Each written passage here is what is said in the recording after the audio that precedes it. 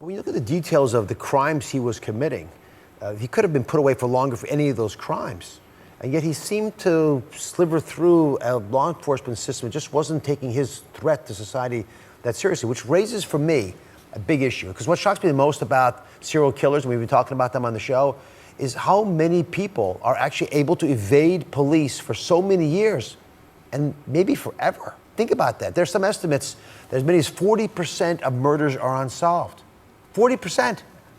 How many of those are created by serial criminals that are able to take lives with impunity and not get caught? And you guys think there are more serial killers out there that we have never heard of that may actually rival the Sam Little guy? I mean, there are so many cold cases out there that when you think about it, is incredibly likely, just from a statistical point of view, that there are other serial killers out there operating and killing people right now. It's very scary.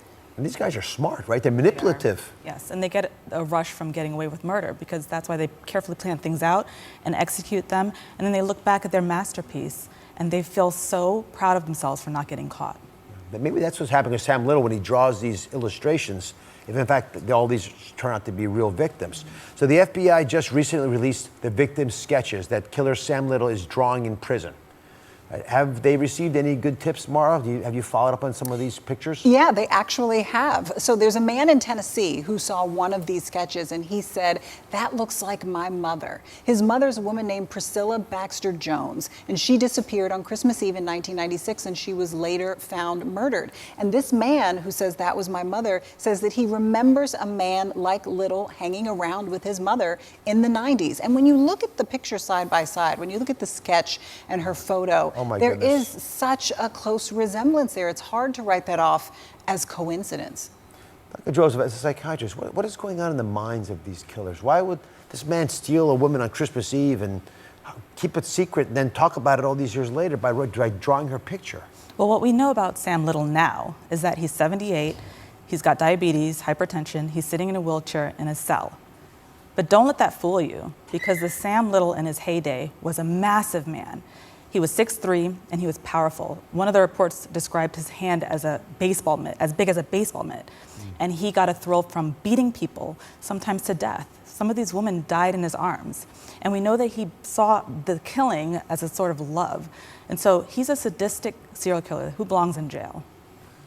So he's very careful about choosing his victims. Very careful. He chose people who are marginalized members of society, young women of color who were prostitutes, people that no one would look for if they went missing. And so that's how he got away with these murders for years. No one was looking for these women. Any idea about why he would do this? If you could sit across from him now, what would he say was the reason? Well, we know that from what we know about him, he was abandoned by his mother.